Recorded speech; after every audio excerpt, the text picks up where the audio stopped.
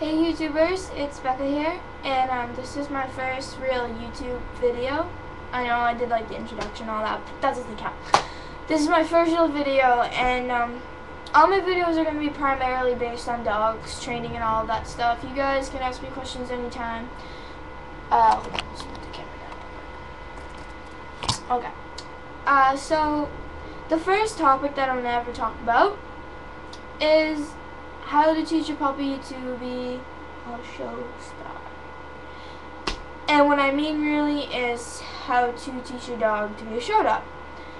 When you first bring your puppy home, I know it's really hard. You got a cute little thing in front of you and you want to just love it and cuddle it and like not do anything, not train it, but it's really important. You have to train your dog. When they're like 8-10 weeks old, their minds are developing and they're pretty much just like a sponge, which means they absorb everything that you teach them, including sit, stay, down, all those just basic commands. Don't have to push it, but just teach all the basic things first and then go to the advanced stuff. If you're gonna show your dog, you're gonna need to learn how to do a couple of things when they're a puppy. So the first thing that a lot of breeders will do is they'll teach them how to stack or stand squarely. There's two types of stacking. There's free stacking and there's hand stacking. Free stacking is when you just teach your dog to just stand there squarely, or with an exception of a German Shepherd, they stand differently. I don't have a picture, but you can look it up on Google.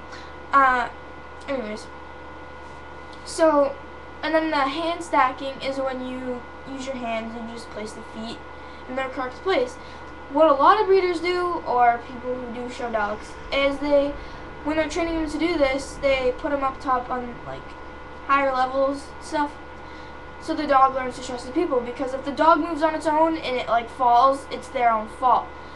So they learn to trust you to just stand there, and it's really, really important that when you're in the ring, that your dog stays still and doesn't go crazy. Because I show labs, and labs are really crazy, including my lab Lucky. When he's in the ring, he just loves to stand there and move his feet around. He does a little feety print, I can't say it.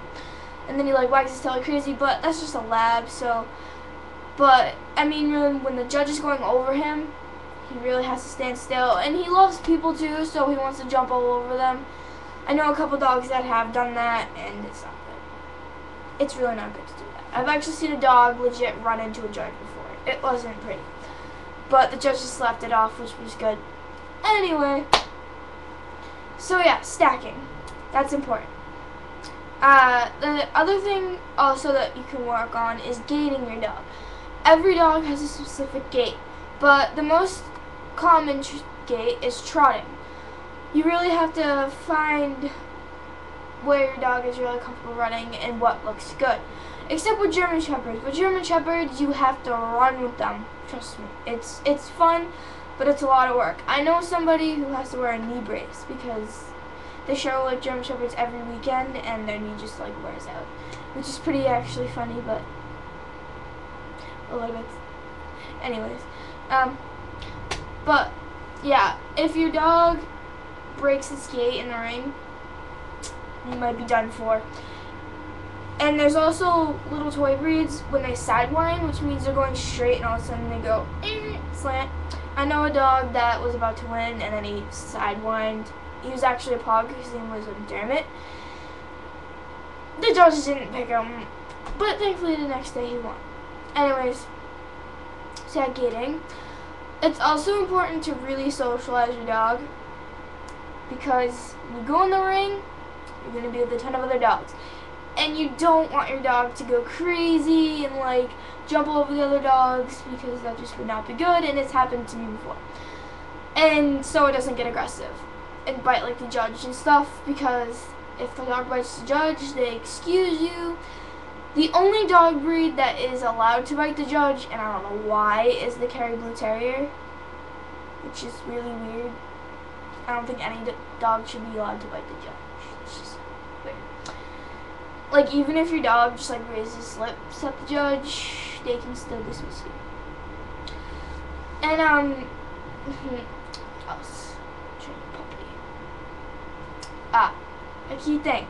Use something your dog really likes to get its attention. My dog and probably most other people's dogs are really food driven. Bait is a handler's best friend. Bait is my best friend because that's the only way I get my dog to listen to me. Because in obedience trials, if I can't use bait and my dog doesn't listen to me. But in showmanship, he's like, la-di-da, you have food, I'll listen to you. So, and plus it's good rewards for them and all of that stuff. So, yeah, let's see. Oh, also, work on your dog's expression because you don't want him standing there boring. You want it up and lively. That's what the bait's for. You wave the bait in front of their face, not like in their face, but like da in the face. And their ears will perk up and their eyes will be like, oh, you have food. I want it, blah, blah, blah. And they'll give you expression. Judges like that. Just remember. So yeah. Is there anything else? Oh, and also, what I was mentioning before, when you're stacking your dog, if you want, this is what I do. I have people just go over my dog, like just strangers or friends, and see if he moves, all that stuff, just so he gets used to the feeling of a stranger going over him and stuff, because I know that can be weird, just having like a person come up to you and like just like touch all over you and stuff. But, yeah. Anyways, yeah, so you know the basics of how to train your puppy to be a show dog. Stacking, gating, expressions, socialization, all of that. I hope you enjoyed this video, my first video. Subscribe to the channel, leave comments, yada yada yada. If you guys have any questions, I'll be more than happy to make a video response or message you back. Bye.